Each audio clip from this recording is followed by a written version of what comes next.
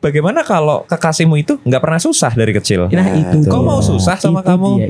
itu Adalah pola pikir yang perlu kita ketahui dan kita pun baru menyadari ketika udah mulai berumur. Karena saja nih, ini point of view orang yang sudah menikah ya Bang ya. Nah, asik nih. Nah ini dia yang paling valid.